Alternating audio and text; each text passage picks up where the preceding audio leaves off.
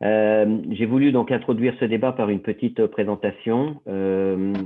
Alors, il faudrait que ça marche. Voilà, donc j'ai présenté nos invités et j'ai mis en espèce d'exergue en bas quelque chose qui est un début de conclusion sur lequel on reviendra à la fin, qui est qu'une entreprise a besoin de performance pour obtenir le progrès. Et ça, c'est un élément très important, c'est que sans performance, on ne peut pas investir dans le progrès. Alors, quelques faits que je suis allé chercher en vrac sur des cas réels. Donc, CVS, qui est une chaîne de distribution pharmaceutique, a arrêté un jour de vendre du tabac.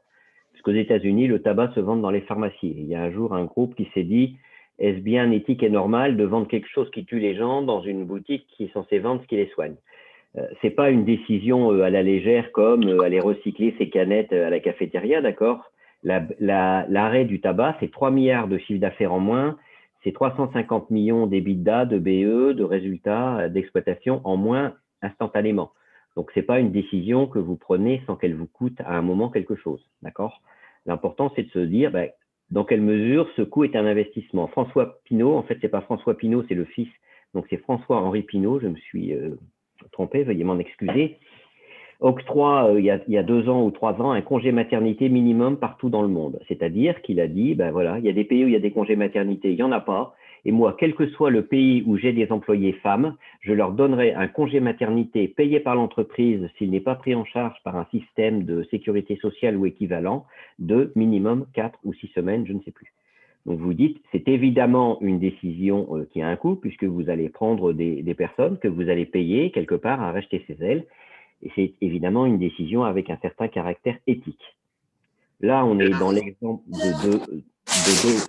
de deux grosses boîtes, une boîte cotée et une boîte cotée mais assez patrimoniale, c'est-à-dire avec un dirigeant qui est aussi l'actionnaire. Gravity Payment, qui est une TPE, qui est une start-up, qui fait du paiement en ligne pour tous les gens qui vendent en ligne. D'un seul coup, se décide parce qu'ils sont dans la région de Seattle et que le président constate que les loyers sont élevés et que ses salariés ont du mal à vivre, les moins bien payés, décide de fixer le salaire minimum à 70 000 $. D'accord? Donc évidemment, quand vous avez 100 personnes et que vous passez le salaire minimum de 20 000 $ à 70 000 $, ça vous fait aussi un coût immédiat. Et puis AT&T, que tout le monde doit connaître, qui est le Orange en fait des États-Unis, se retrouve il y a 3-4 ans avec 100 000 employés sur 200 000 qui sont dans les télécoms à l'ancienne et qui se dit qu'est-ce que je fais de ces gens qui savent gérer des centraux téléphoniques et des fils de cuivre dans la période de la voix sur IP et de l'Internet. Donc, il décide en fait de les reconvertir plutôt que de les licencier, qui est aussi une décision qui a valu d'ailleurs beaucoup de remarques acerbes à son président en disant que ce n'était pas une décision dans l'intérêt des actionnaires. Donc, pourquoi tous ces gens-là ont-ils fait ce type d'action? Alors, qu'est-ce qui s'est passé derrière pour vous montrer que ça peut un petit peu rapporter? Donc, j'ai mis une notion d'équipe à gauche qui est assez intéressante. Gravity, c'est simple. Il y a beaucoup d'employés qui sont partis, c'est-à-dire tous les employés qui étaient payés entre 70 000 et 80 000 $ n'ont pas supporté que ceux qui étaient payés 30 000 $ passent à 70. C'est intéressant comme réaction puisque l'employé payé 75 000 $ n'a rien perdu du fait que les autres soient payés plus cher, mais ça l'a quand même énervé. Mais pour chaque employé qui est parti, il y a eu 300 candidats et donc pour l'entreprise, il y a quelqu'un qui a un micro là, ça serait bien de les mettre en off parce que c'est plus facile à gérer. Pour chaque employé qui est parti, il y a eu 300 candidats et évidemment pour l'entreprise en disant quand on a 300 candidats, c'est sûr qu'on peut plus facilement choisir les meilleurs. D'accord? Et il y a eu 300 candidats, y compris pour des postes de top management à plus de 70 000 $. Donc, ils ne sont pas venus pour leur propre intérêt à eux. On peut comprendre qu'une assistante ou qu'un employé moyen se dise je préfère être payé 70 000 $ que 50, mais il y a eu des candidats qui étaient payés 70, 80, 90, 100 000 $, donc qui n'étaient pas éligibles à la mesure et qui ont porté leur candidature par adhésion au projet. Et puis, il y a des clients qui sont partis, l'entreprise a perdu des clients. Il faut voir qu'elle a eu un procès de ses co-investisseurs, le co-investisseur étant le frère du fondateur, d'accord? Et pour chaque client qui est parti, et pourquoi les clients sont partis? Parce qu'ils sont dit, s'ils payent les gens trop cher, c'est que je ne paye pas la prestation au bon niveau. il y a 6 nouveaux qui sont arrivés. Okay, donc ça, c'est un élément de rentabilité de l'entreprise en disant c'est une démarche RSE, éthique ou autre, qui, dans les faits, me rapporte quelque chose. Pour ATT, ça a été de se dire, d'abord, est-ce que c'est j'y vire ou je les forme le principe a été un principe qui serait difficilement applicable en France, évidemment, et c'est peut-être malheureux, c'est que AT&T a défini les 14 jobs dont ils avaient besoin dans le futur, donc ça pouvait être faire du commercial sur la voie sur IP, etc. Et les parcours pour les atteindre, et il a dit aux salariés qui le souhaitaient, vous avez le choix entre soit vous acceptez, vous prenez une prime de licenciement. Bah oui, mais tu m'as pas demandé. S'il vous plaît, débranchez vos micros pour ceux qui se connectent. C'est important, là, sinon on va plus entendre.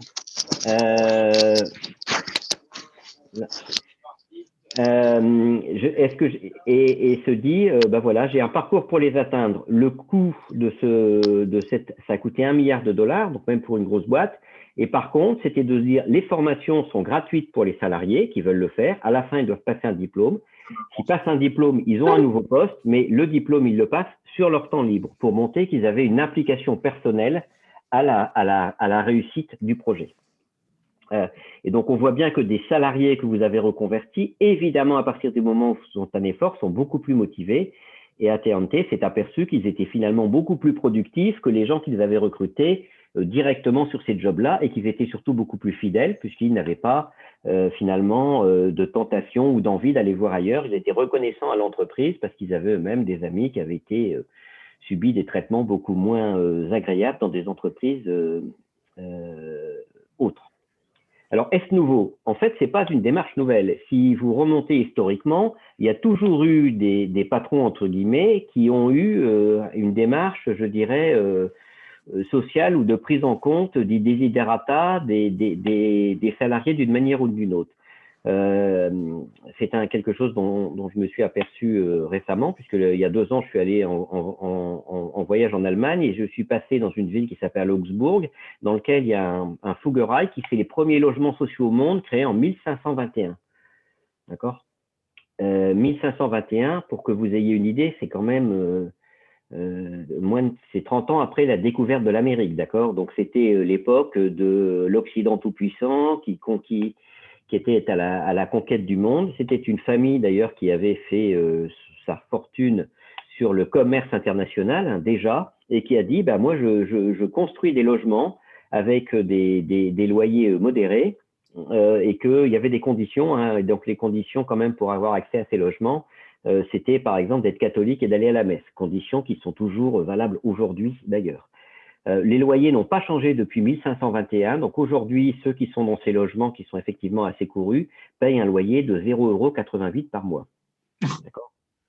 Il faut savoir que ces logements ont été détruits pendant la Seconde Guerre mondiale et que la famille Fuggerei a donc reconstruit à ses frais les logements après la guerre de 1945. Donc vous voyez que c'est quand même une préoccupation qui a duré finalement pratiquement 450 ans. New Lanark, vers 1700 en Écosse, il y a un entrepreneur dans le tissu écossais qui s'est dit mais finalement le logement et l'éducation c'est le moyen de faire progresser mes salariés et je vais retirer un bénéfice. Et ce qui est intéressant, c'est que cet entrepreneur écossais a son frère qui est parti aux États-Unis et qui a fait la même chose dans l'Ohio, sur quelque chose d'ailleurs qu'il a aussi nommé New Lanark. En France, c'est un peu plus tardif avec le familistère de Guise que certains d'entre vous peuvent connaître, qui était un lieu d'éducation et de vie finalement de l'ensemble des populations salariées.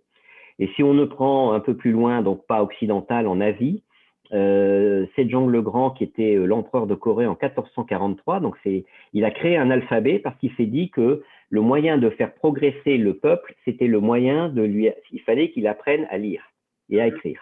Et que donc, à partir du moment où il savait lire et écrire, le peuple pourrait progresser dans la connaissance et que le pays serait plus puissant.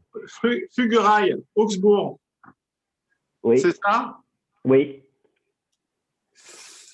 Donc ça c'est assez intéressant. Ce qui est intéressant aussi de voir, c'est que quand il est décédé, son successeur, sous la pression de la noblesse, a supprimé cet alphabet coréen, d'accord, qui a été interdit pendant 500 ans pour préserver la domination des élites. C'est-à-dire que les élites se sont dit, et il y a des documents de l'époque qui l'attestent dans les discussions entre le créateur de l'alphabet et, je dirais, la noblesse de l'époque, en disant, mais si les gens savent lire et écrire, ils vont faire des procès aux gens qui sont riches et sachants.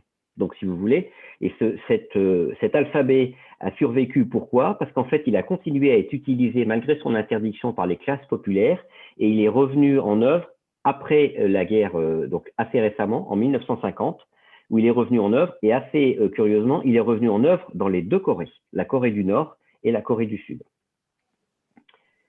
Alors, qu'est-ce que ça veut dire ça? Je reviens un petit peu à une expérience personnelle. J'ai fait l'INSEAD, donc j'étais il y a 30 ans sur les bancs et tous les ans ils vous convoquent, ils vous invitent gentiment à un week-end festif. Bon, cette année c'est en visio donc c'est moins sympa. Et dans lesquels vous avez des professeurs qui viennent des professeurs brillants qui viennent vous raconter un peu l'up-to-date par rapport à il y a 30 ans. Et donc, on a eu un petit séminaire sur business has to create values and not only value. C'est-à-dire qu'un business pérenne doit créer de la valeur pour les actionnaires, mais aussi doit créer des valeurs. Donc, en français, ça se traduit par la même chose. Et donc, ils ont lancé un programme qui s'appelle le Force for Good. Pour vous dire que ça marche relativement bien, c'est que lors de cette week-end de promotion, il y avait 200 personnes dans la promo, un quart a fait des dons pour offrir des bourses à des gens qui ne peuvent pas se payer l'INSEAD, et que donc sur 50 personnes, 700 000 euros ont été récoltés. Je pense que ça rendrait jaloux la fondation ESTP. Et puis, dernier petit sujet, qui est le Giving Pledge. Donc, je ne sais pas si vous avez entendu parler de cette initiative par Bill Gates et Warren Buffett, qui est d'inciter les milliardaires à donner au moins 50% de leur fortune à des causes qui leur sont chères. D'accord? Si vous cherchez The Giving Pledge, donc vous avez accès à un site. Sur ce site, vous voyez tous les gens qui ont donné. Il y a des milliardaires du monde entier et qui expliquent pourquoi ils ont donné. Vous constatez deux choses. C'est que ceux qui ont donné, en général, sont des gars qui ne sont pas nés riches. D'accord? Et comme ils ne sont pas nés riches, ils se sont dit, un jour, j'ai vécu avec pas beaucoup d'argent, donc il y a un moment, j'en ai tellement que je ne sais pas quoi en faire, donc il faut bien que je le rende utile. Je vous rappelle que dans notre pays, donner sa fortune est illégal, d'accord? C'est interdit par la loi, d'accord? Donc vous voyez aussi qu'il y a des concepts, que l'égoïsme américain n'est pas forcément aussi égoïste que ça, et quelque part, chez nous, la régulation vous empêche finalement. Donc il n'y a aucun milliardaire français, je ne sais pas si c'est qu'ils auront envie de donner ou pas, en tout cas, légalement, ils n'ont pas le droit. Et puis, dernier petit point où je vais vous faire j'ai trouvé une petite étude du BCG sur ce qui est… alors, afficher toutes les fenêtres parce que je ne les vois pas, et qui est… voilà. Qui est sur ce que veulent les jeunes et les anciens, d'accord? Donc, il y a une étude qui a été faite il y a un an sur dans quelle mesure vous pouvez… qu'attendent les gens quand vous les recrutez. Donc, ça, c'est une problématique qui concerne tous les entrepreneurs. Et vous vous apercevez qu'il y a une attente des jeunes diplômés à 64% d'avoir été utiles et d'avoir apporté des changements positifs à la société. Donc, la démarche RSE, ESG n'est pas qu'une démarche, en fait, pour remplir des papiers et faire des obligations. C'est aussi une démarche d'attractivité.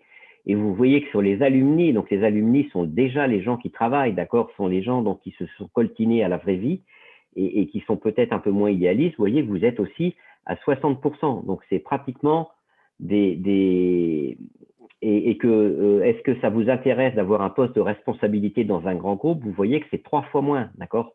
Donc, effectivement, si vous êtes une entreprise d'une certaine taille, vous ne pouvez pas attirer les gens que parce qu'ils veulent faire carrière. Donc, cette étude, allez vous cherchez étude Ipsos BCG, et vous voyez que l'utilité sociale est un prérequis pour la moitié, finalement, des diplômés des grandes écoles. C'est-à-dire qu'ils n'arriveront pas à travailler dans une entreprise non éthique.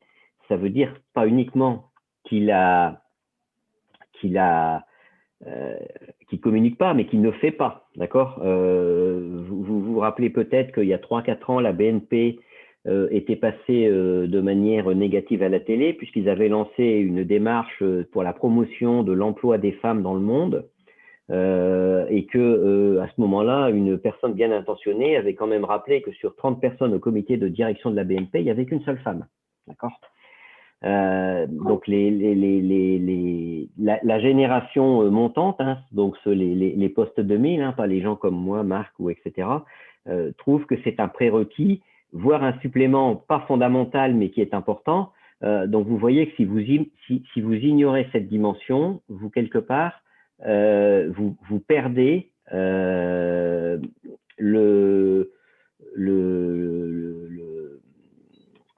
vous perdez une attractivité, et donc on reprend sur l'exemple de Gravity, la capacité à avoir les meilleurs.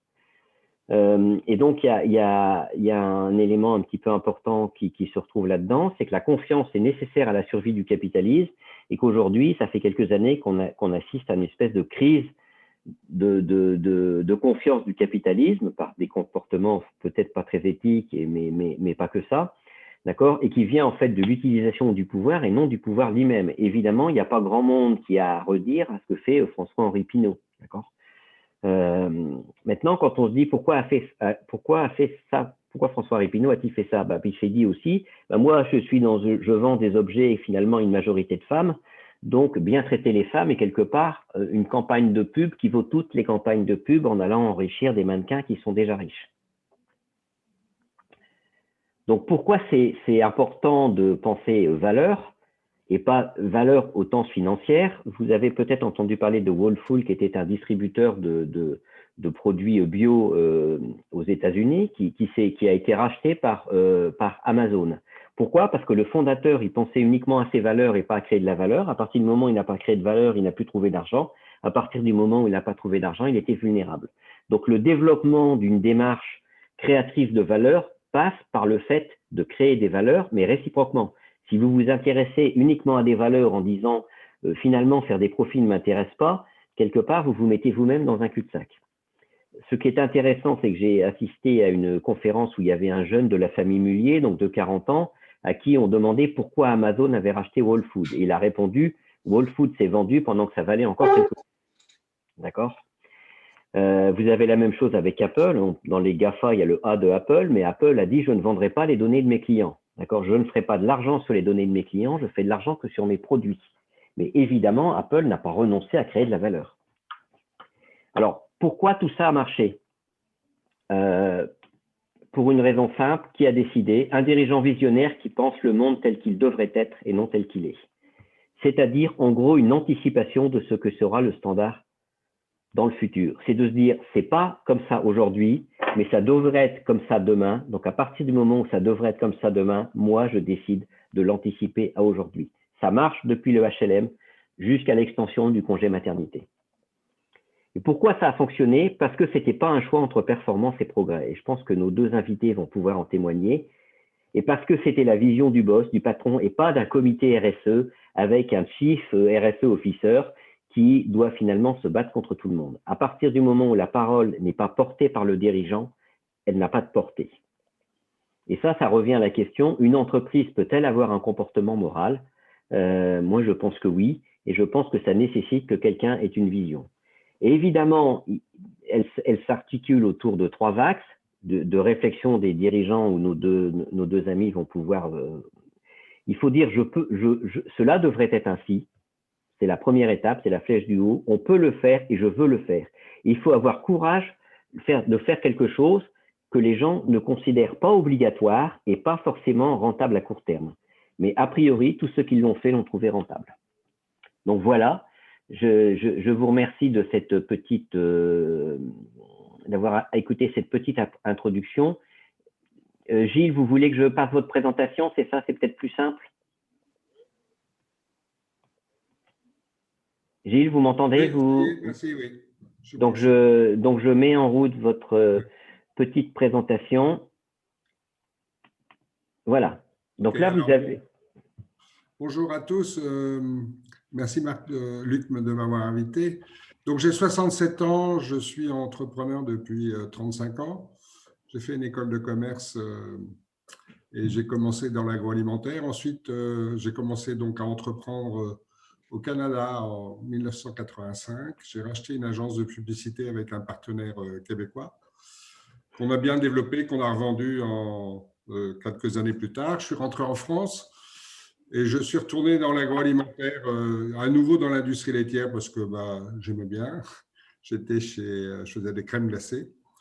Et en 93, j'ai eu l'opportunité de racheter une petite affaire de saumon fumé en Bretagne qui faisait un chiffre d'affaires de 12 millions d'euros. Il y avait 90 personnes, mais elle était en difficulté financière réelle.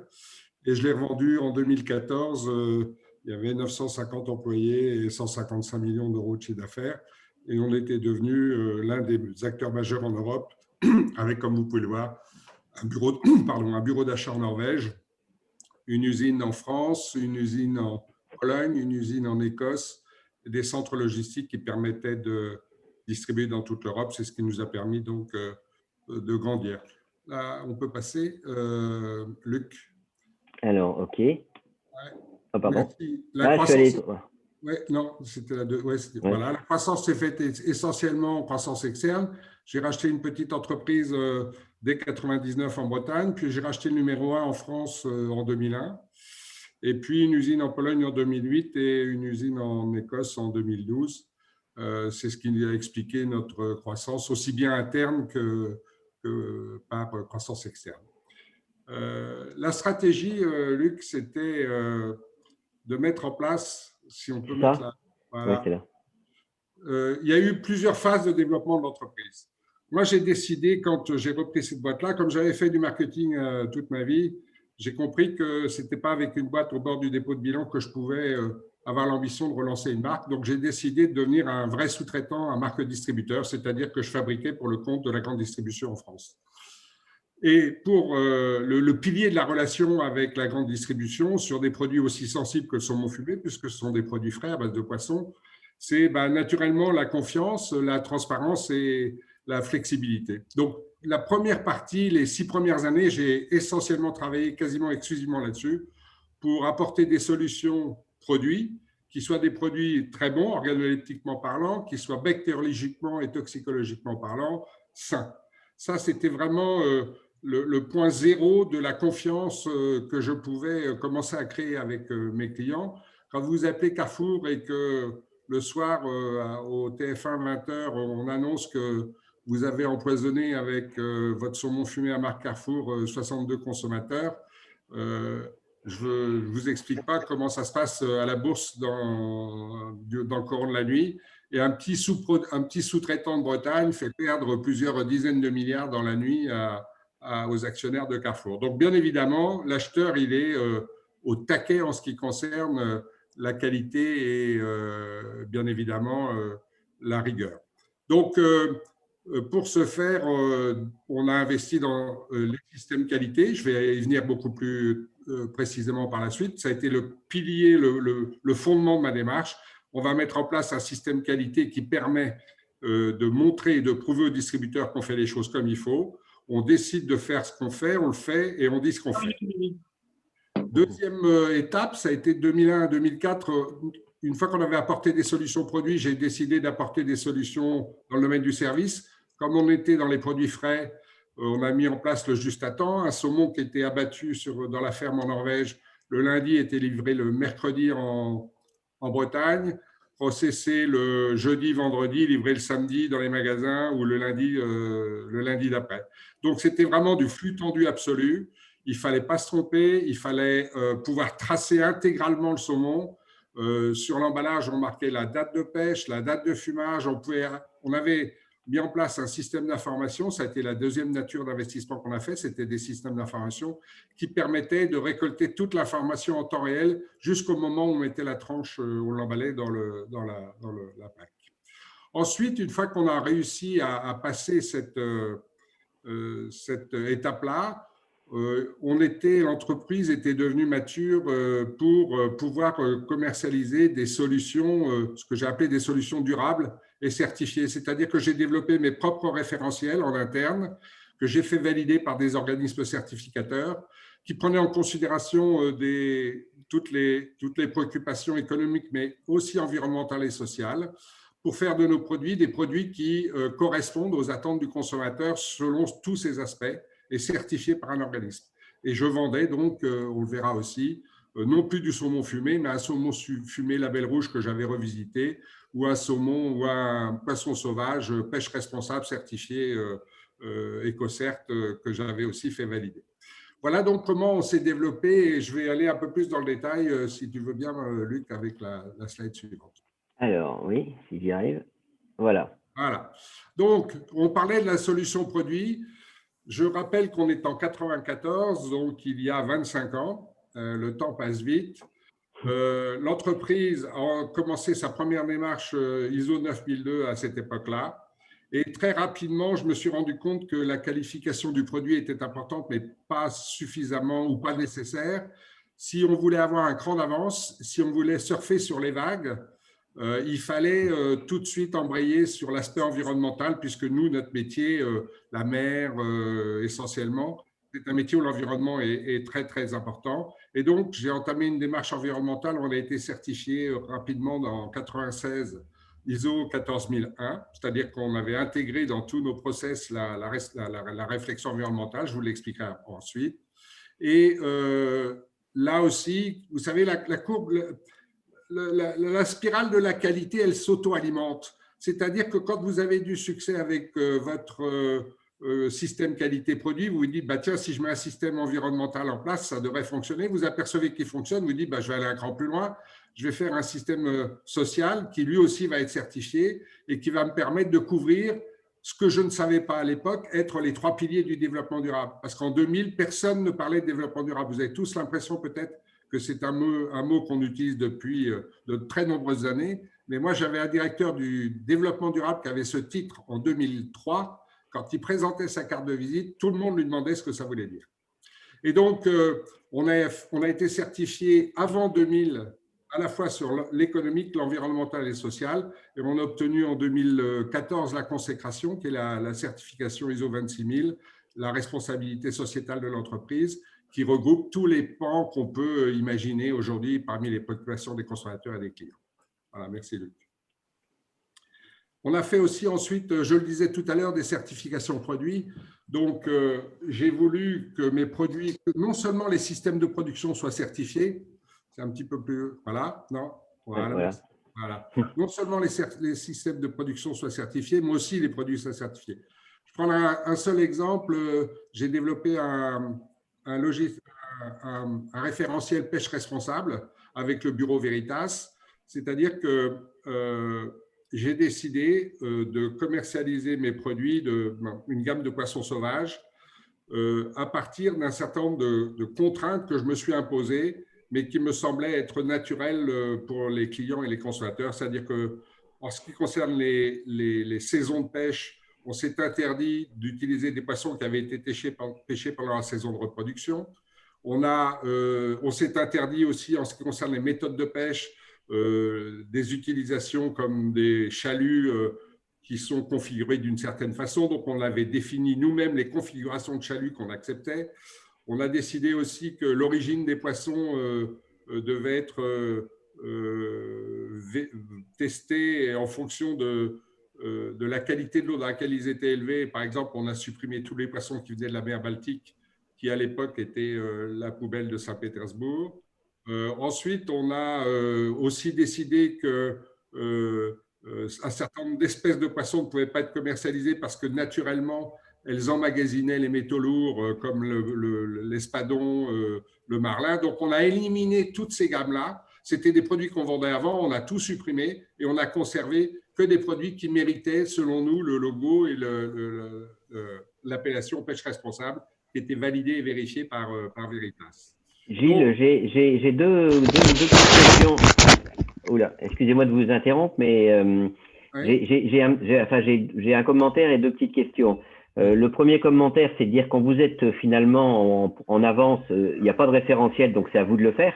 Oui. D'accord, et ça prouve bien qu'il faut que la démarche RSE n'est pas une démarche suivie. C'est-à-dire aujourd'hui, on la voit comme il y a des cases à cocher, etc. Donc il faut rentrer dedans. Mais quand on la crée, finalement, on est obligé de se créer son propre référentiel. Et la deuxième question, c'est à partir du moment où vous avez fait ça, qu'en ont pensé vos clients?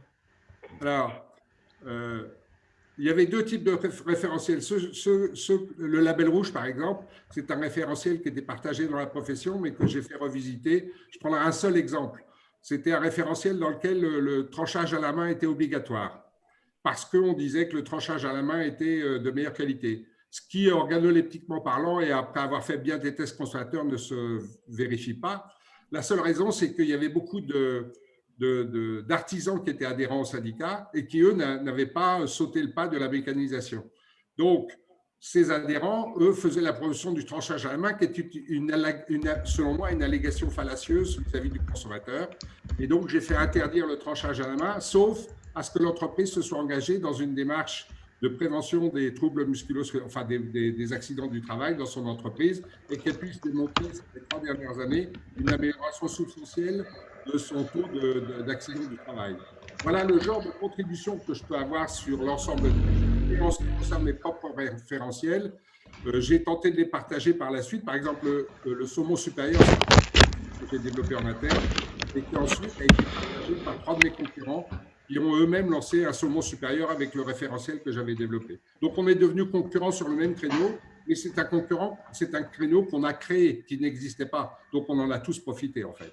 Et en ce qui concerne les clients, un client comme Carrefour, il était très, très content que j'arrive en lui disant « Je peux vous vendre une gamme de poissons à la marque Carrefour avec un logo certifié pêche responsable par Veritas. » J'avais fait le travail pour lui et lui, il était très content, il était rassuré et ses consommateurs s'attendaient à ce que un poisson de pêche responsable soit commercialisé par Carrefour dans sa propre démarche qualité. Donc, j'alimentais la démarche qualité de Carrefour. Oui, donc il n'avait pas à faire le boulot finalement. Non, exactement. Si vous voulez, on peut passer à la prochaine. Oui, oui. Donc, toujours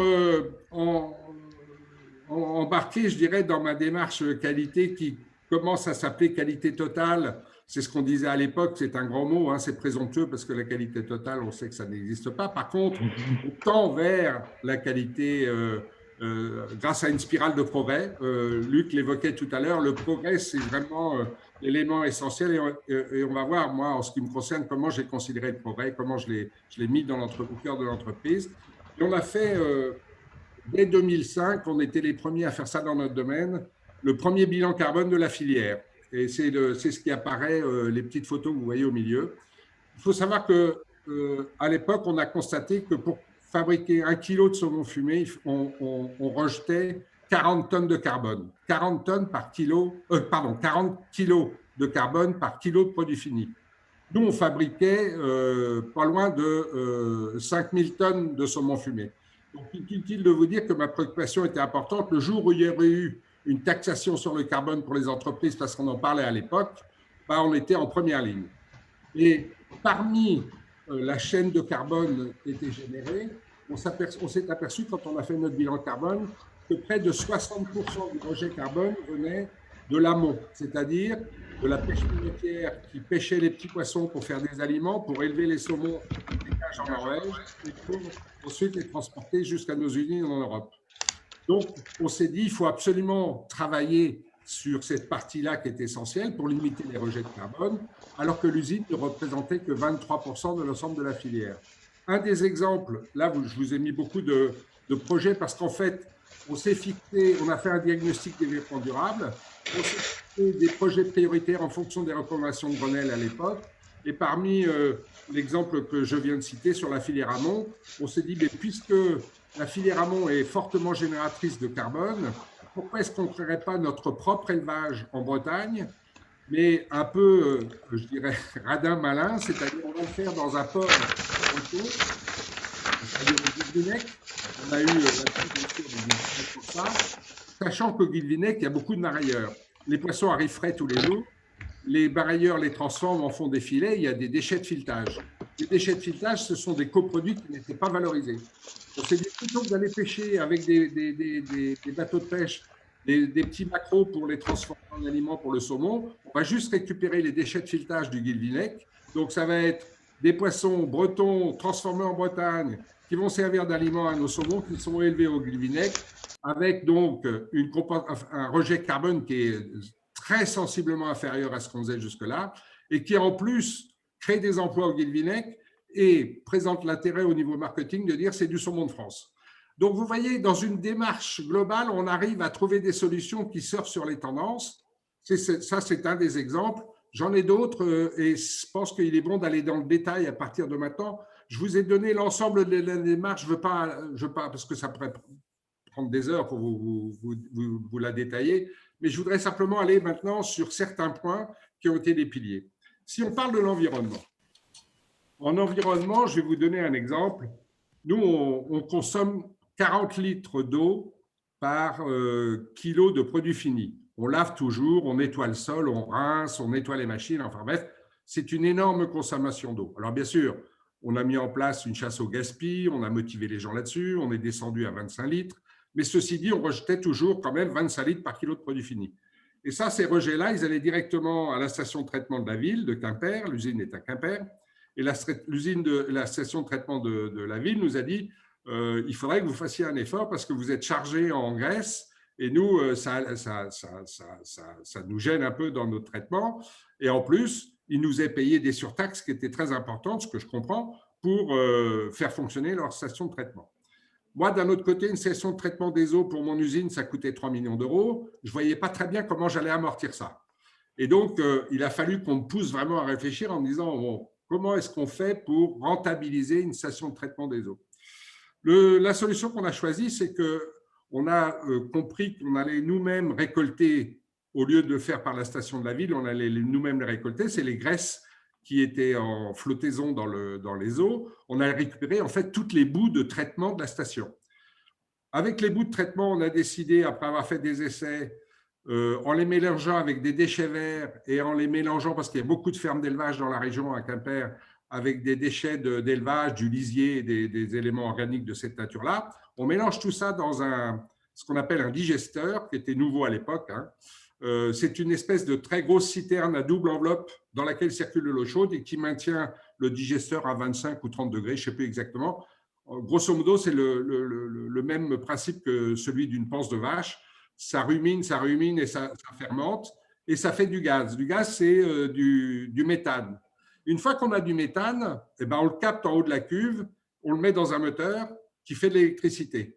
Une fois qu'on fait de cette électricité, on la vend à qui? À l'hôpital qui est juste à côté de l'usine, parce que l'hôpital, il avait besoin d'électricité et nous, pour des groupes de secours, et nous, on produisait de l'électricité. Résultat net, à force de réfléchir à comment on pourrait optimiser les bouts de notre station d'épuration, on a fini par faire un business, on vendait de l'électricité. Voilà un exemple qui est très intéressant. J'en ai un autre, polystyrène. On reçoit les camions tous les matins qui arrivent de Norvège. Les saumons sont des boîtes en polystyrène. On a 500 000 boîtes par an qui arrivent. Il y en a 750 par camion. Alors, ce qu'on fait, on vide les boîtes, on met les saumons dans l'usine, on referme les boîtes et on le remet dans le camion. Le camion, il repart plein de boîtes vides pour aller à 70 ou à 80 km, soit pour enfouir le polystyrène, soit pour l'incinérer. Bien évidemment, on ne peut pas prétendre avoir une démarche environnementale et être certifié environnemental quand on accepte sur le moyen terme des solutions comme celle-là. Donc, on se dit quelle est la solution. On trouve, on réfléchit, on comprend qu'à l'époque, pour ceux qui s'en souviennent, l'illustration, c'était la Renault 5, elles avaient tout ce qu'on appelle des boucliers à l'avant. C'était des énormes pare-chocs en plastique à l'avant. Et on comprend que les fabricants font ça avec en partie du polystyrène. On décide donc de fabriquer en fait avec nos boîtes, plutôt que de les renvoyer en incinération. On développe une presse haute densité, on fait des ballots de polystyrène et on les revend à l'industrie automobile pour faire ses pare-chocs de voiture. Résultat net, ça nous coûtait 5 centimes de la boîte pour les incinérer ou les transporter. Et l'industrie automobile nous les achetait 15 centimes. Donc, on a gagné 20 centimes par boîte. 20 centimes, je vous ai dit qu'on en faisait 500 000 par an, c'est 100 000 euros. C'est peut-être un détail, mais c'est quand même énorme. 100 000 euros juste pour traiter nos boîtes polystyrène alors qu'avant, ça nous coûtait de l'argent. C'est vraiment, je pense, une illustration que quand on a envie de trouver des solutions, en cherchant un peu, on les trouve. Autre exemple, on parle du bilan carbone. J'ai fait donc le bilan carbone dont je parlais tout à l'heure. Donc, on jetait nos milliers de tonnes de carbone par an. On a décidé de planter une forêt dans la proximité de Quimper, sur un bassin versant vers la mer. L'idée étant que ce bassin versant était abreuvé, entre guillemets, par les eaux de pluie qui ruisselaient des champs qui étaient à côté. Et les champs bretons sont quand même assez chargés en lisier comme ingrédient et comme fertilisant et en herbicides, fongicides. Donc, ça allait directement à la mer. On a décidé donc de créer une forêt sur le bassin versant pour éviter que ces eaux descendent et qu'elles soient captées par la forêt. Et c'est ce qu'on a fait. On plantait 10 hectares par an et on arrivait à capter ainsi 3000 tonnes de nos propres rejets. On compensait 3000 tonnes de notre propre rejet. On était en plein dans la démarche puisque c'était une démarche à la fois environnementale, mais c'est aussi avec toutes les parties prenantes. Et les parties prenantes, ce sont les communautés qui nous entourent. Et la communauté sur laquelle on a planté cette forêt était bien évidemment très contente qu'on ait posé ce geste, tout en compensant nous-mêmes notre propre rejet de carbone. Je prendrai sur la slide suivante, Luc, un autre exemple qui est le social, puisque c'est un des piliers de notre développement durable. On avait mis en place une politique de lutte contre les TMS et contre les accidents du travail, puisque dans une usine où on glisse, où on tombe, où on se blesse, dans une usine où on a des gestes répétitifs, eh bien, on a soit des accidents du travail, soit des troubles, ce qu'on appelle des TMS, des troubles musculo-squelettiques, qui conduisent à des maladies professionnelles.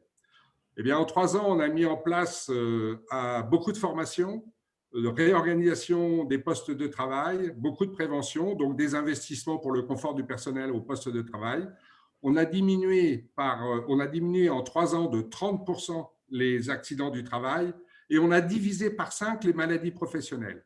Alors, vous allez me dire, ça, c'est beaucoup d'investissement. D'accord, mais en retour, j'ai une masse salariale de 13 millions d'euros rien qu'en salaire de production. Là-dessus, il y a 3 500 000 euros de cotisations sociales, dont 1 million de cotisations d'assurance maladie. Si vous améliorez de 30% vos TMS et vous divisez par 5 vos maladies professionnelles, vous avez votre taux de cotisation qui baisse assurément de 10, 15, voire 20%. 10 ou 15% ou 20% sur 1 million, ça fait 200 000 de trouver. Donc, vous avez investi dans le confort du personnel, vous avez tenté de le préserver d'avoir des accidents ou des TMS, et en plus, vous récoltez 200 000 euros. C'est jackpot. C'est comme ça que tout le monde est entraîné dans l'entreprise à trouver des nouvelles solutions. Parce que vous savez que les nouvelles solutions, ça va arranger tout le monde. Ça va arranger les salariés, ça va arranger les communautés avoisinantes, ça va arranger les clients et l'actionnaire. Donc, tout le monde est content de faire ça. Je vais prendre un autre exemple. Le shiatsu. On a mis des sièges de massage shiatsu durant les pauses. Quand ils travaillent en 3-8, ils font des pauses toutes les 2h30. Et ils avaient massage shiatsu.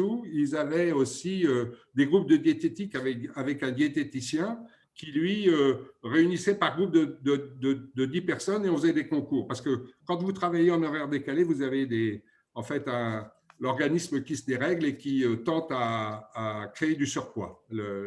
Et c'est le problème du travail décalé. Donc, on a mis en place ce concours diététique. On rassemblait des groupes de 10 personnes. Le diététicien les coachait. On faisait livrer 250 kilos par mois de fruits dans les réfectoires. Et on leur donnait des menus diététiques pour qu'ils puissent garder la forme. Et ils faisaient des concours.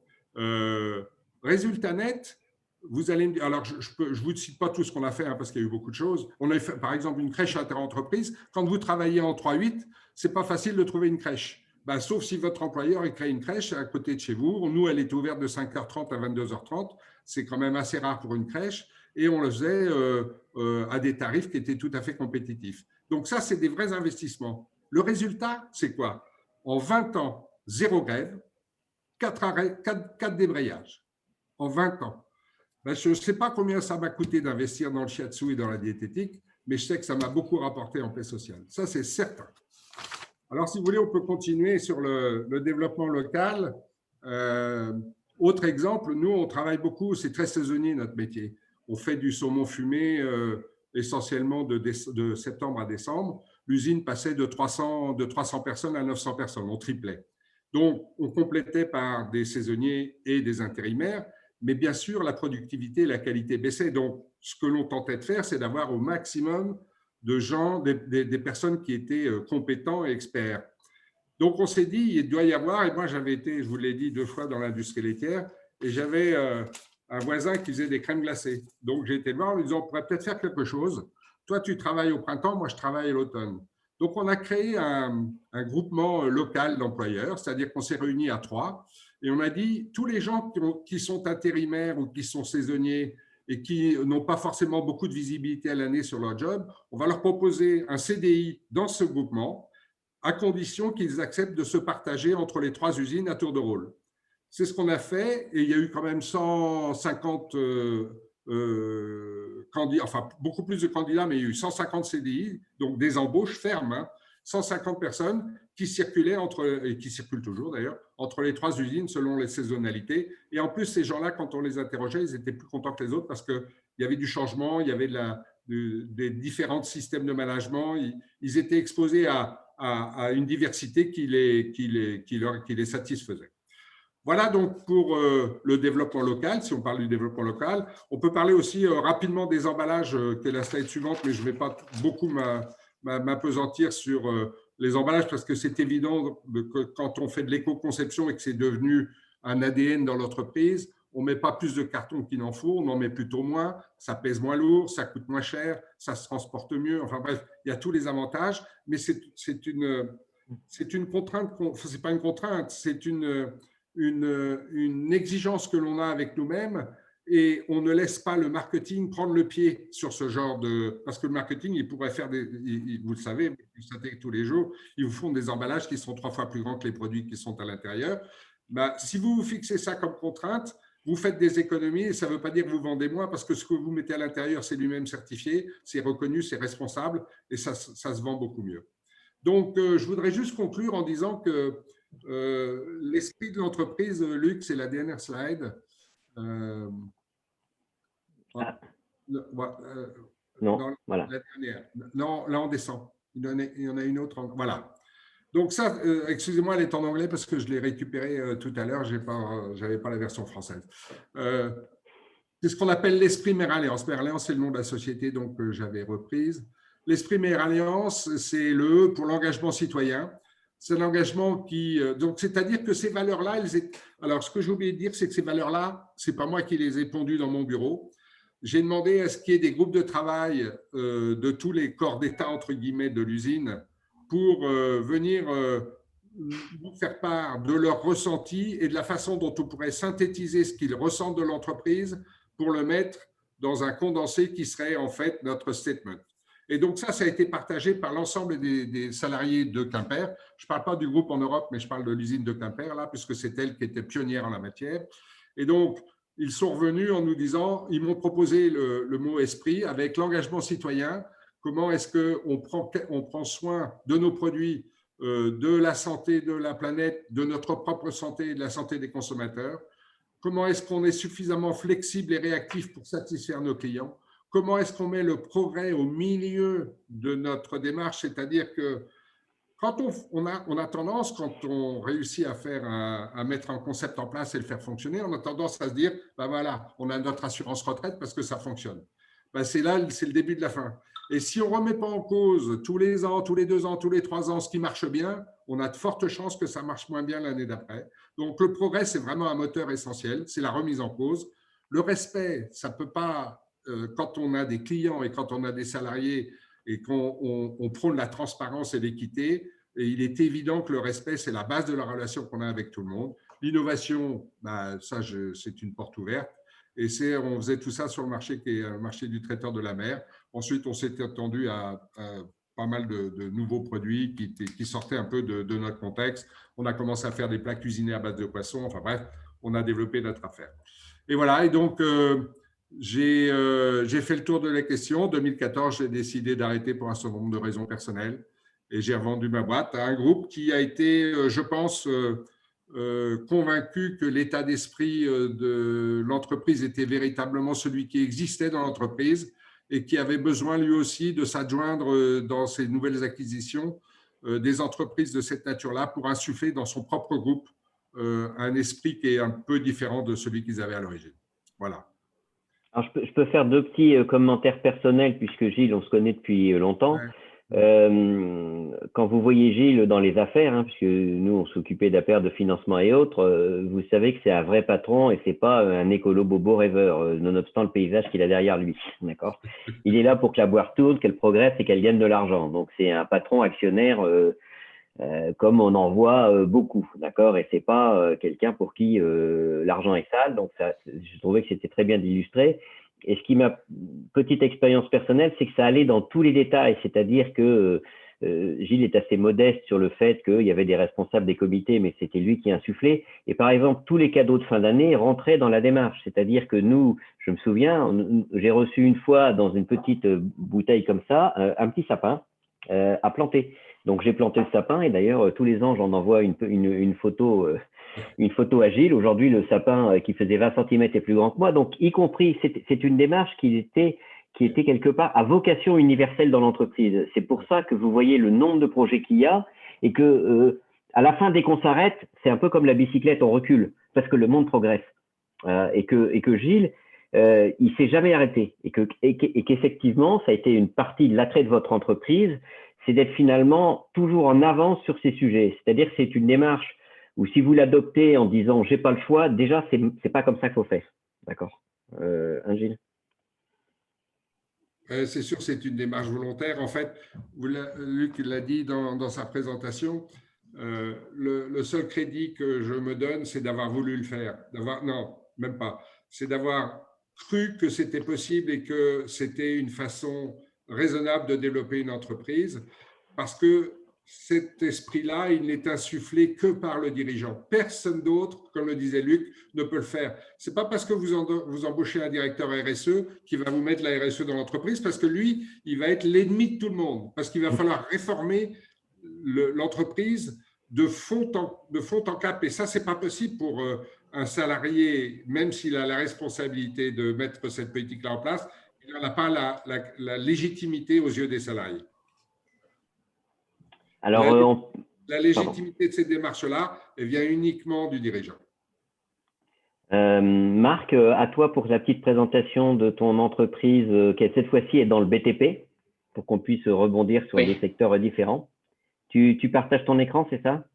Oui. Je vais peut-être d'abord me présenter rapidement. Donc, j'ai 58 ans aujourd'hui. J'ai une formation d'ingénieur, mais pas l'USTP. Par contre, j'ai épousé, mon épouse est ingénieure ESTP, la promotion 85, c'est ça? Exact. 85, voilà. Donc, j'ai une carrière, j'ai commencé ma carrière chez Dassault à Paris. Donc, en étant plutôt spécialisé dans les réseaux et notamment, j'ai appris à gérer des flux informatiques à l'époque, mais ça a été très important pour la suite voilà. Bon, en 1990, j'ai été amené à racheter une affaire de famille qui fabriquait du maillot de bain et qui était au bord du dépôt de bilan. Et en fait, quand je suis arrivé dans cette entreprise industrielle qui travaillait aussi pour des marques distributeurs comme Gilles le fait, et donc qui fabriquait du maillot de bain.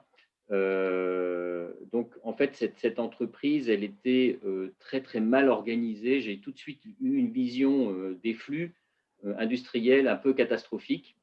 Et comme c'est une activité de main-d'œuvre, la confection, on travaille essentiellement avec ses mains.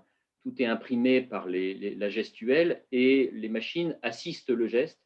En fait, tout reposait en fait sur les organisations du travail. Et donc, à l'époque, c'était en 1992-93, j'ai complètement bouleversé l'organisation de la production en créant ce que j'ai appelé à l'époque des groupes autonomes de confection.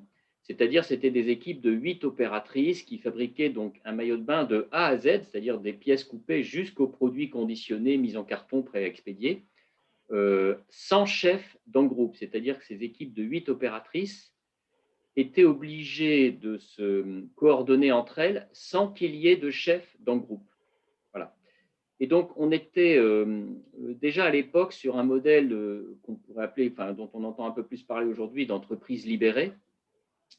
Le rôle de l'encadrement qui était en nombre beaucoup plus restreint, donc au passage une économie de structure qui était nécessaire, a été donc plus d'être au service du succès des groupes et donc de former, d'accompagner. Et quand tous les groupes quand un groupe se débrouillait bien, l'encadrement n'était pas nécessaire. En fait, l'encadrement, c'est un peu sur le modèle de l'équipe de foot. 11 personnes qui, sur un terrain, courent dans tous les sens, prennent des décisions en parallèle et ont appris à travailler ensemble. Et il y a un coach au bord du terrain. Le coach ne fait rien.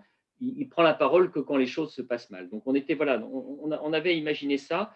Les résultats à l'époque étaient vraiment tout à fait spectaculaires parce qu'on a gagné 30% de productivité. On est passé de 5-6 semaines de délai à moins de 2 jours.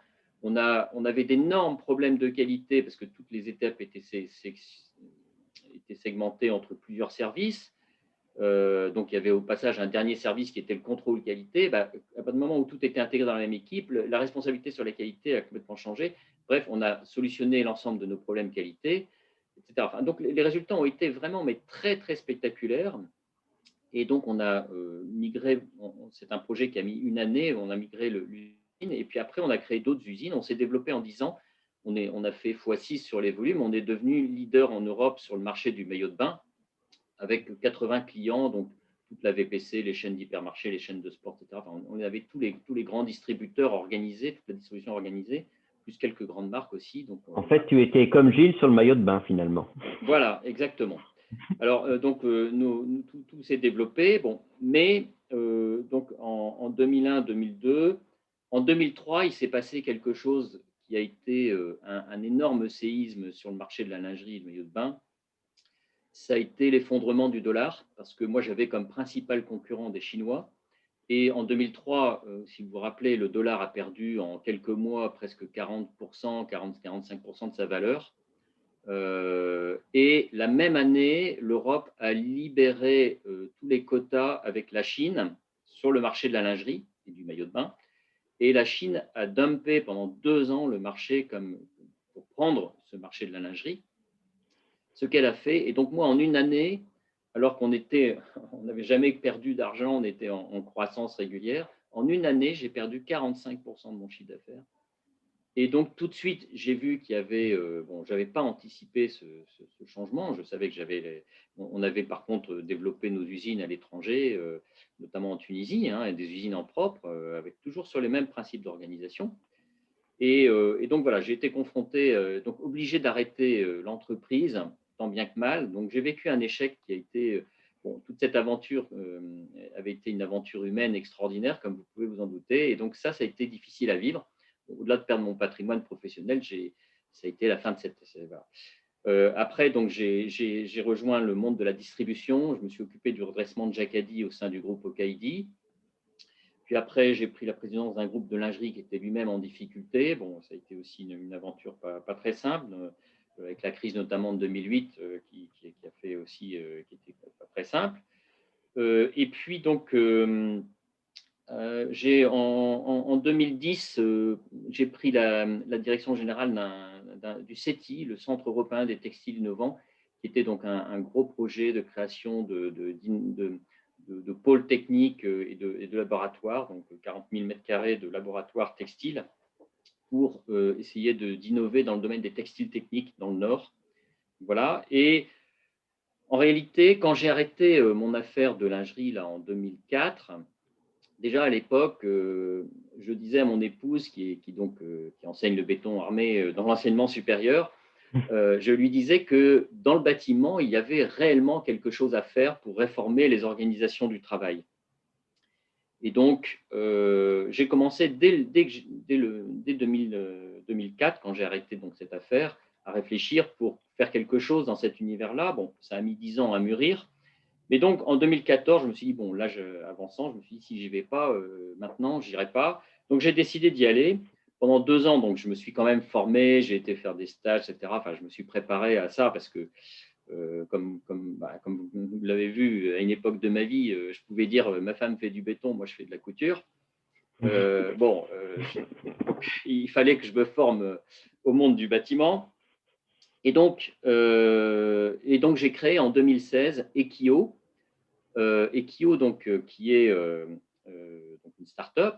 Je suis parti de zéro. Là, je n'ai pas repris une entreprise, je suis parti de zéro. avec la volonté donc d'appliquer tout ce que j'avais en tête sur une manière différente de produire le bâtiment et de restructurer toute la chaîne de création de valeur, on va dire, de l'amont, hein, donc en partant de la promotion, en passant par toute l'ingénierie, la conception, jusqu'à la production, avec une approche, on va dire, qui était donc très centrée sur l'entreprise libérée et en même temps aussi sur l'arrivée dans le monde de la construction du lean management. Bon, moi, ayant été industriel, j'étais quand même très, très au fait de tout ce que le lean management apportait, tout simplement enfin, dans sa capacité à collectivement chasser le gaspillage. Hein.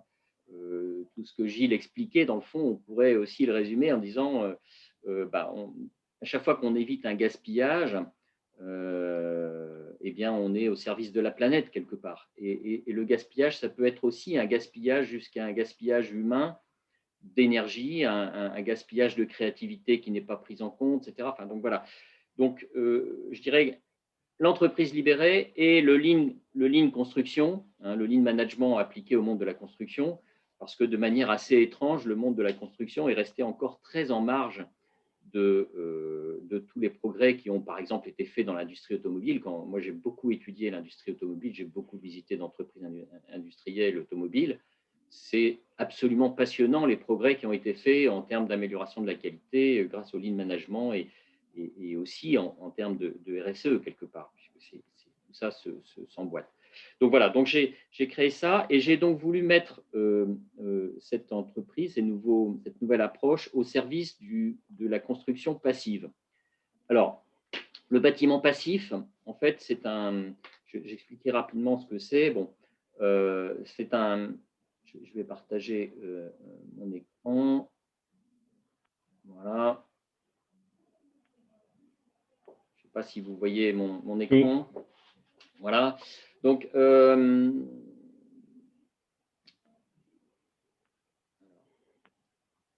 voilà.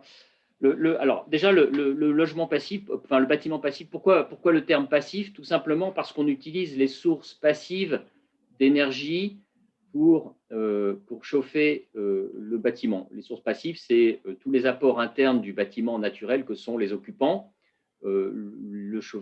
l'éclairage, l'électroménager, et puis le rayonnement solaire, donc ça c'est les apports externes, le rayonnement solaire qui traverse les menuiseries voilà. Et ces apports passifs, puisque à contrario d'apports actifs qui seraient de brûler un type, par exemple pour chauffer ou d'apporter du chauffage ou de l'électricité, etc., eh bien ces apports passifs sont suffisants pour que la consommation d'énergie pour se chauffer ne dépasse pas 15 kWh par mètre carré par an, c'est-à-dire 2 euros, 2,50 € de chauffage maximum par mètre carré par an.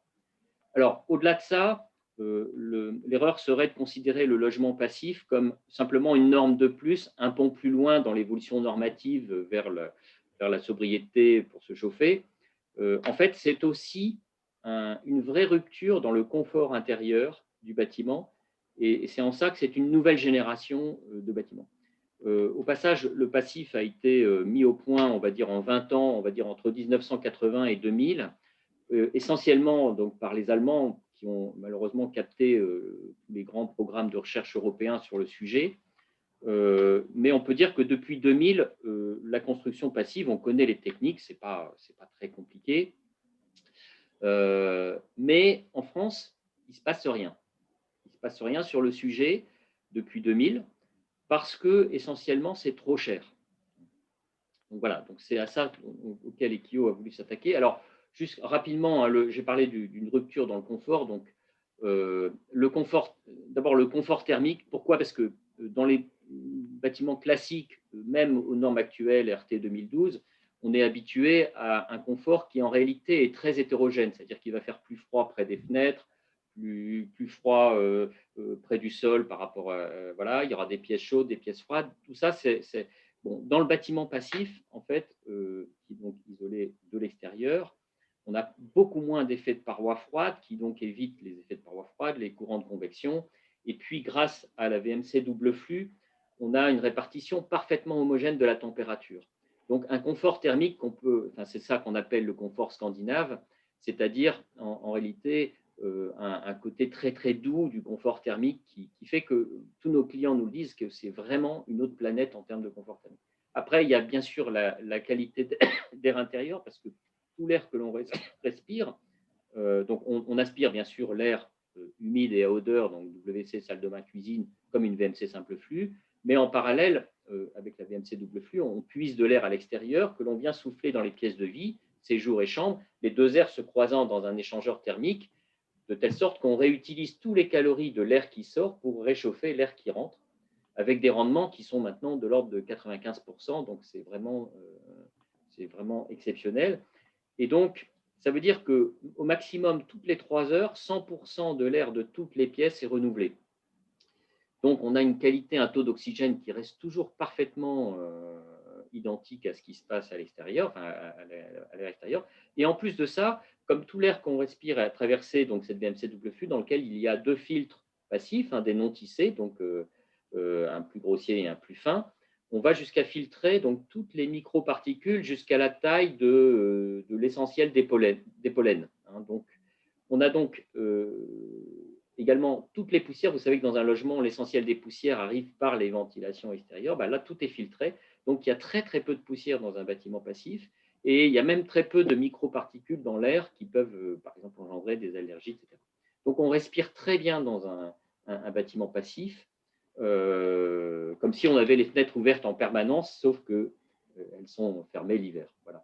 Bien sûr, c'est des bâtiments qui sont plus ouverts et en particulier orientés un peu plus vers le sud, donc toujours des bâtiments très lumineux. Un confort acoustique parce que l'étanchéité à l'air amène également une étanchéité vis-à-vis des bruits extérieurs, donc on a des niveaux de confort acoustique exceptionnels, en particulier puisque nous, on construit en dur. Donc voilà. On a une facture de chauffage quasi nulle, je l'ai expliqué tout à l'heure. Et puis, ça, je ne vais pas trop l'expliquer, mais dans tout bâtiment, il y a des transferts de vapeur dans les murs. Tout ça, dans un bâtiment passif, grâce à l'isolation extérieure, se passe beaucoup mieux et toute la structure, en fait, reste à la température de l'intérieur, qui est constante toute l'année. Et donc, sans humidité dans les murs. Et donc, la structure reste toujours parfaitement saine et durable parce que toute cette mécanique-là, en fait, génère dans les bâtiments classiques l'usure du bâtiment. Voilà. Au passage, c'est aussi un investissement qui est durable parce que, effectivement, un bâtiment passif, maintenant, ne sera pas démodé. Donc voilà, donc c'est l'inconvénient de ça, c'est que, et ça, c'est quelque chose qui m'a toujours beaucoup interpellé dans le bâtiment, quand on regarde toute la consommation des ménages, tout a baissé. Le prix d'une voiture en euros constants a baissé, l'électroménager a chuté de 40% en 15 ans, les textiles, les loisirs, les télécommunications, tout. L'alimentaire est à peu près stable en fait en euros constants quand on regarde voilà. Et il n'y a qu'un seul bien on va dire dans le budget des ménages qui a explosé, c'est le coût du logement. Mais quand je dis explosé, c'est-à-dire qu'on va dire que si on prend la courbe de 1998 actuellement, c'est plus de 100% d'augmentation du logement. C'est quand même très interpellant parce que là où toutes les autres filières ont réussi à baisser les coûts, améliorer et rendre plus accessibles les biens, eh bien, le logement, en fait, coûte de plus en plus cher.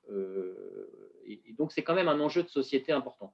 Évidemment que dans ce contexte-là, le passif qui coûtait 15, 20, 25% plus cher, évidemment, était inaccessible. Le bâtiment neuf est déjà cher, et donc si vous rajoutez, c'est surcoût. Voilà. Et c'est à ça auquel on a voulu s'attaquer, mettre au service toutes nos idées d'organisation. On a créé en 2016, on a été labellisé French Tech, ce dont on est assez fier parce que le French Tech, c'est beaucoup des technologies du web ou des biotechnologies, etc., toute l'activité numérique.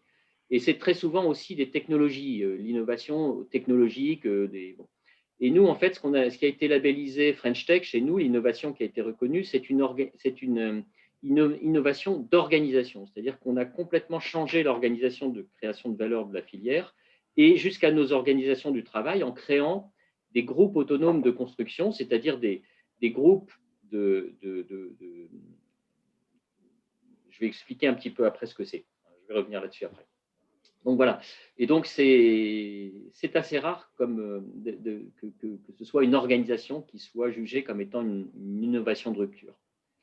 Voilà. Bon. Alors, bon, je passe rapidement sur l'analyse qui a apporté, parce que je voudrais rattraper un petit peu voilà, pas m'étaler trop.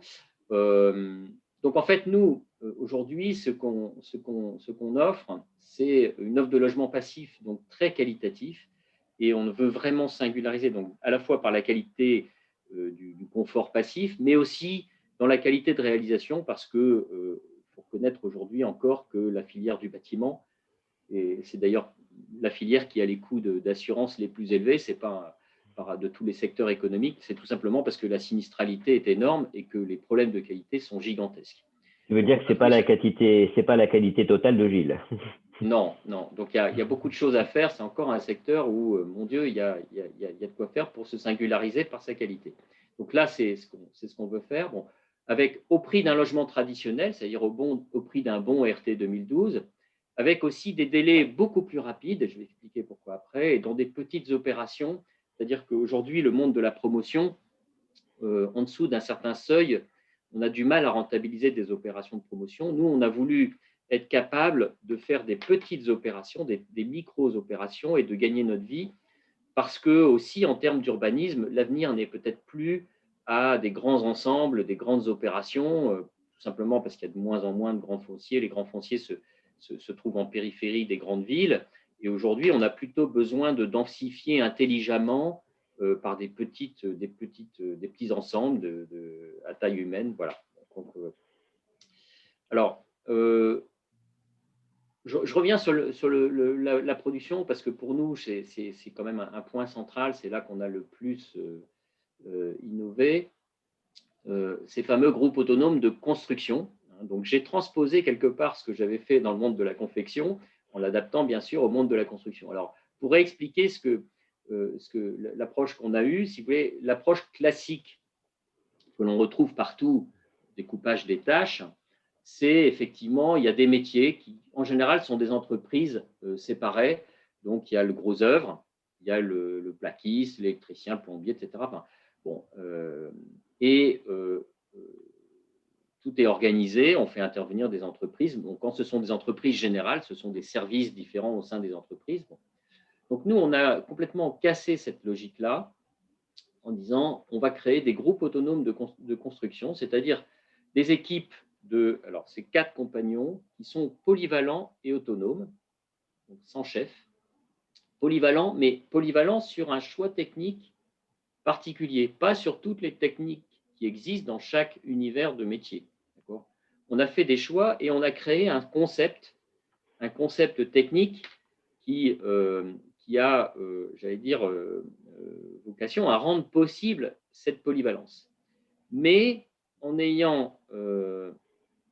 s'interdisant de standardiser. C'est-à-dire qu'on ne fait pas un produit standard tout en ayant industrialisé nos choix techniques.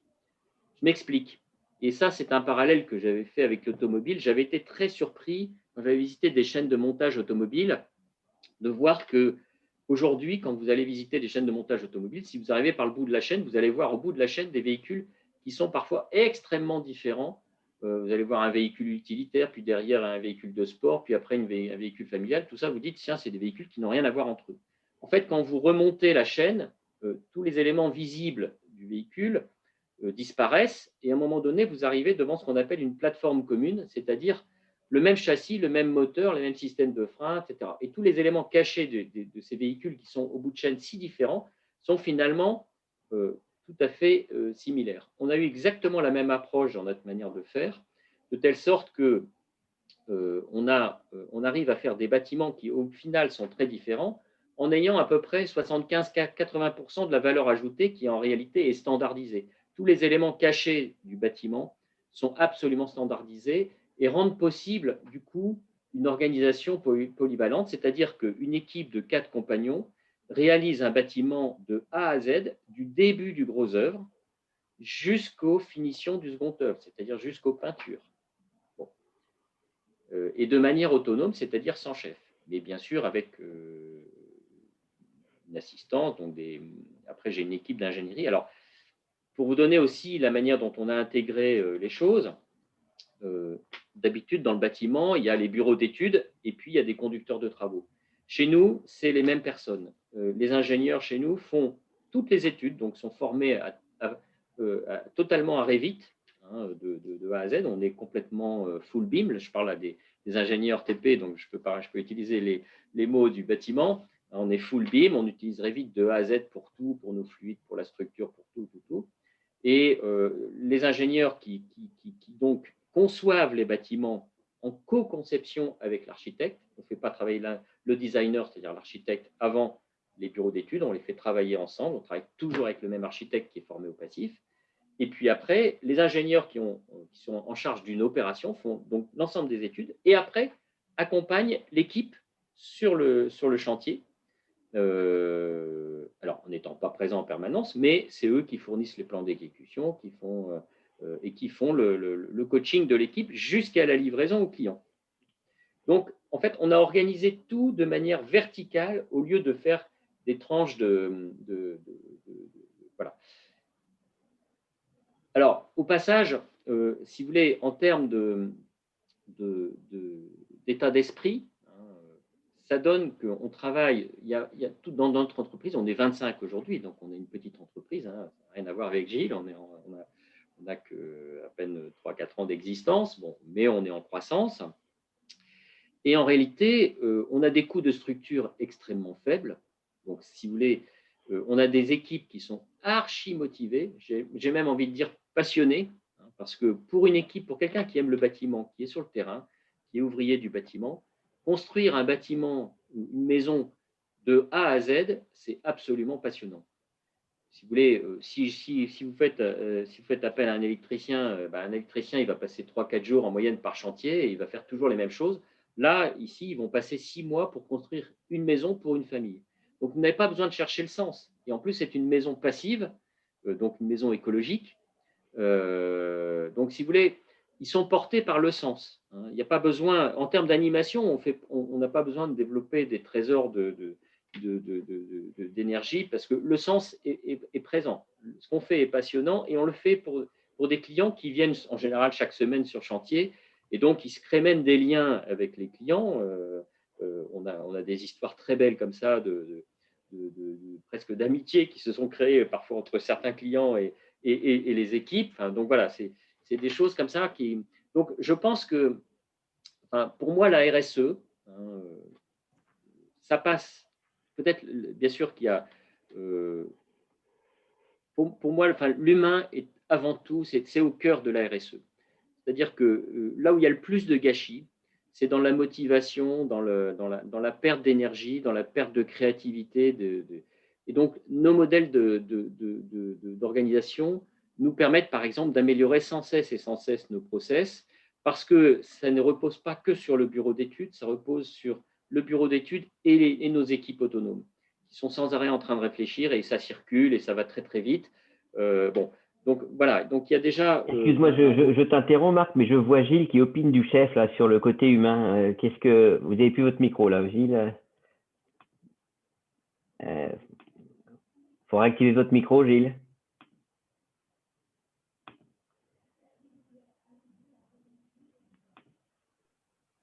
Oui, c'est sûr.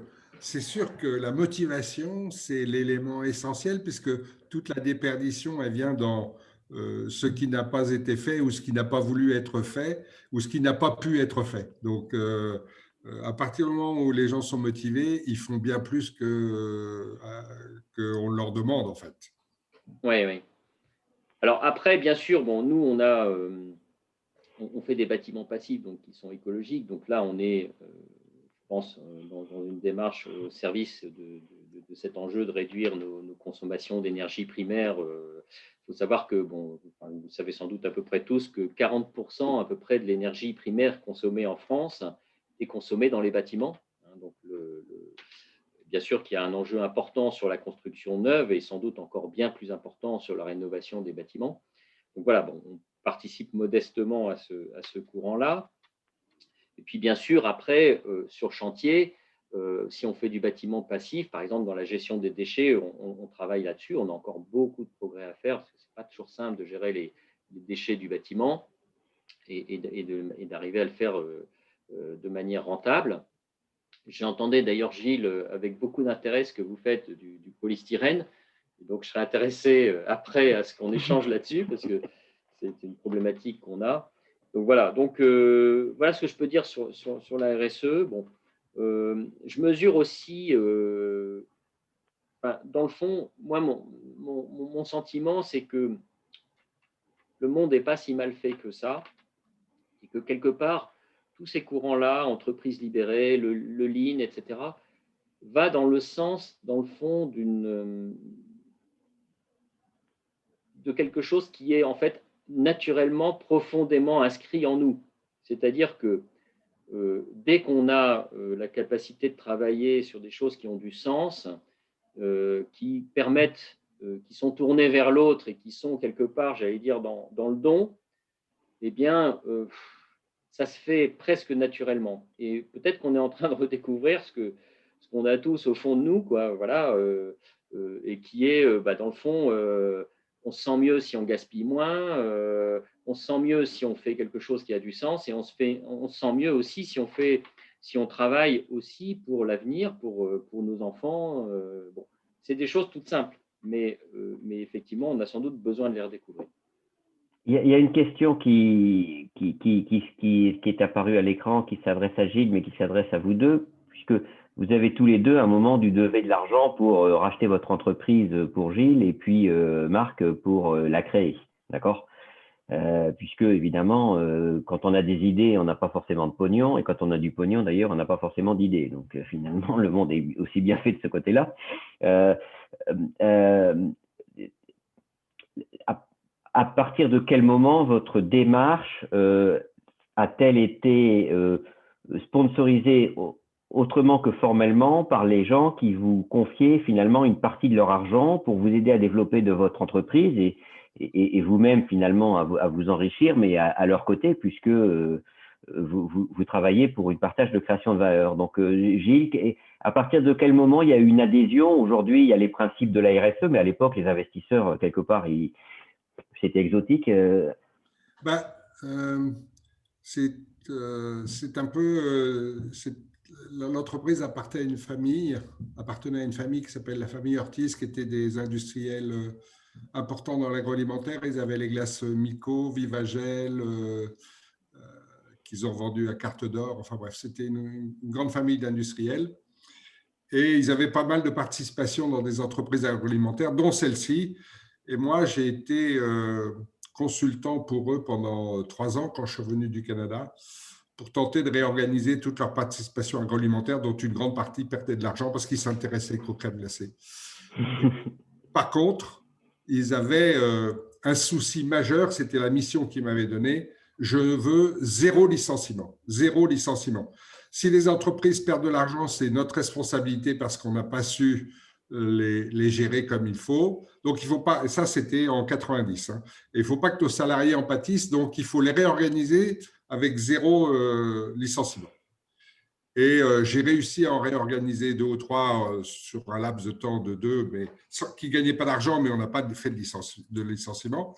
Quant à Armoric, l'entreprise dont je parlais, elle perdait 25% de son chiffre d'affaires et c'était vraiment catastrophique. Je n'avais pas de solution. Je lui ai dit, je ne vois pas de solution, excepté transformer fondamentalement l'entreprise, accepter de perdre de l'argent encore pendant 2 ans pour redonner un élan à cette entreprise-là. Et j'ai eu beaucoup de chance, mais en même temps, on n'a pas que de la chance dans la vie. Les Ortiz m'ont dit, écoutez, si vous pensez que vous êtes capable de le faire, prenez les clés. Et par contre, vous vous engagez pendant toute la période où vous serez l'actionnaire majoritaire de cette entreprise-là à ne jamais licencier. C'est votre défi, c'est tout. C'est comme ça que ça s'est passé. Et vous avez convaincu sur ce brief-là des investisseurs financiers de vous accompagner? Non, les Ortiz m'ont dit, non, les Ortiz, c'était ça où ils fermaient le bilan et ils déposaient. Oui, mais après, dans votre boîte, vous avez ouvert le capital, vous avez eu… Ah oui. Après, il a fallu que j'aille chercher de l'argent quelque part, ça c'est sûr. Donc, Et c'est sur le brief de je ne fais pas de licenciement dans une boîte qui perd que vous avez attiré des gens pour mettre du pognon. non, j'ai eu les clés de la famille Ortiz sur le brief. Je ne ferai pas de licenciement, je respecterai ma parole. Et ensuite, quand j'ai fait rentrer un fonds d'investissement, je leur ai dit, je pense que le métier de la sous-traitance à marque distributeur, s'il est éthique, responsable et transparent, est un métier d'avenir. Ce que personne ne croyait à l'époque. Hein. Tout le monde ne jurait que par la marque. Si tu n'as pas de marque, tu ne vaux rien. Si tu n'as pas de marque, tu ne vaux rien. Je les ai convaincus qu'un métier de sous-traitant bien fait, transparent, enfin tout ce que j'ai expliqué tout à l'heure, avait de l'avenir et ils ont acheté le disco. Ils ont investi. Et Marc, pour trouver ton argent sur un projet, tu dis ça fait 50 ans ou 500 ans qu'on construit dans le bordel, moi j'arrive, je ne suis pas du métier, je viens du maillot de bain et je vais vous expliquer comment on fait, ça a été facile? J'ai été très très attentif à avoir un tour de table qui soit complètement en adéquation par rapport aux volontés que j'avais de développer une entreprise libérée, centrée sur le passif. Voilà, enfin, c'était. Et aussi une démarche de long terme, parce que bon, je savais que je créais quelque chose, que ça allait être long. Hein, dans le bâtiment, les cycles sont très longs, etc. Donc, on progresse lentement. Mais donc, voilà, il fallait que j'ai des associés qui soient dans une logique. Bon, et en l'occurrence, par exemple, j'ai un associé, je peux citer sa structure, qui s'appelle Noria, piloté par Christophe Guillaume. Bon, c'est des gens qui ont effectivement, la famille Guillaume a investi beaucoup, mais lui, il a créé un fonds, Noria, qui n'investit que dans des projets qui ont du sens en termes de développement durable. Donc, par exemple, il investit beaucoup dans l'éolien, etc., dans des tas de sujets variés, l'économie d'énergie. Bon. Et donc, évidemment, il était intéressé par le passif, mais donc, c'était pour moi très important, à la fois d'avoir donc des gens qui portaient les mêmes valeurs. Bon, je suis toujours un peu gêné d'utiliser ce mot-là parce qu'on l'a tellement galvaudé, mais en tout cas, qui avait la même volonté. Voilà, je préfère les mots volonté, c'est plus. Et en même temps, qui était dans une logique non pas d'investissement court terme, mais capable de m'accompagner dans la durée et donc dans une logique de création de valeur, mais longue. Voilà. Ansem, moi, si je regarde un peu vos deux expériences, elles sont dans des métiers très différents et avec des historiques personnels très différents, avec des points communs. C'est que pour faire mieux, il y a un moment ou un autre, il faut poser un regard en disant comment on fait autrement. Gilles, ça a été beaucoup transformer des coûts en opportunités. Et évidemment, quand vous êtes dans une boîte de saumon, s'intéresser au pare-choc de la R5, ça saute pas aux yeux.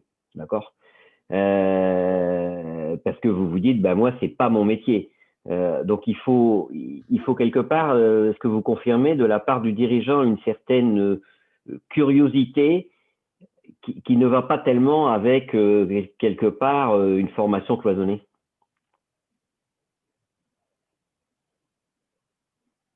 De toute façon, enfin, l'innovation, mais ça, c'est ce que je vais dire, je vais m'enfoncer, moi, une porte ouverte, mais dans les métiers où on est confronté à une concurrence qui est mondiale quasiment, ça veut dire que dès qu'il se passe quelque chose de nouveau à l'autre côté de la Terre, maintenant, les choses vont tellement vite que dans les 3 mois qui suivent, le marché est bouleversé.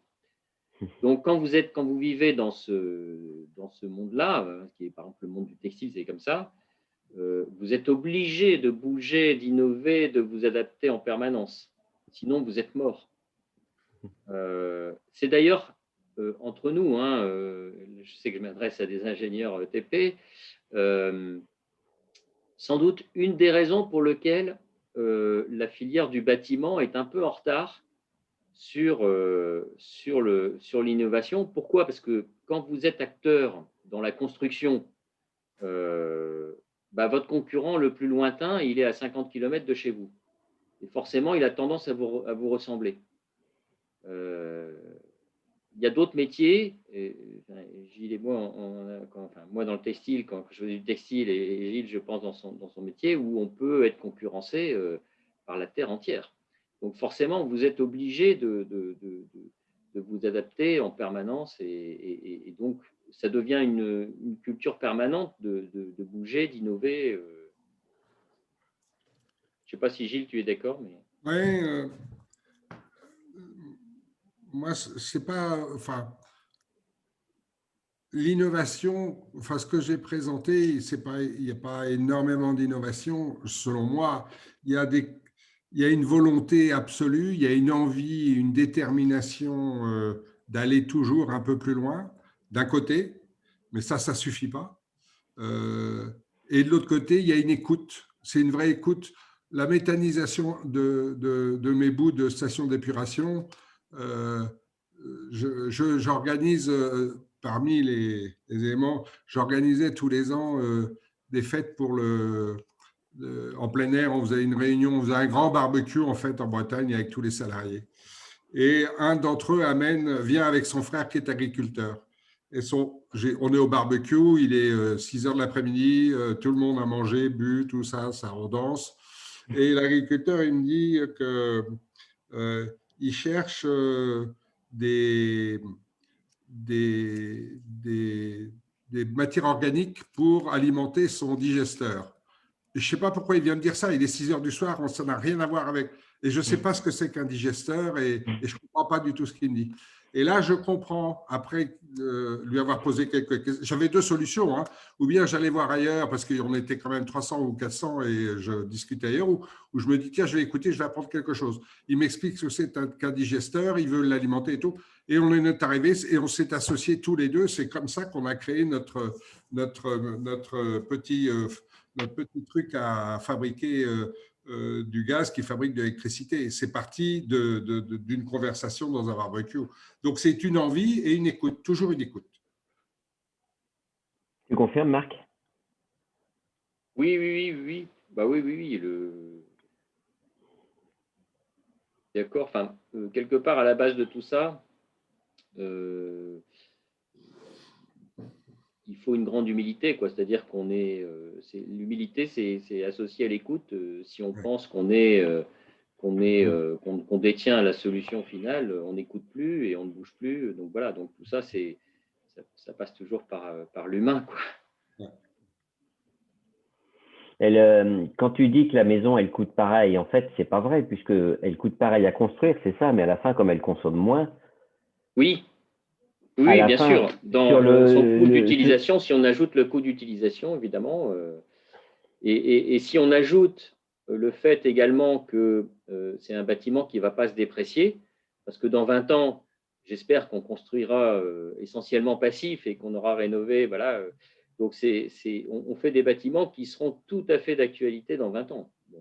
Donc, oui, c'est économiquement, ça a totalement du sens. De toute façon, il n'y a rien qui peut fonctionner si à la base, ça ne tient pas la route économiquement.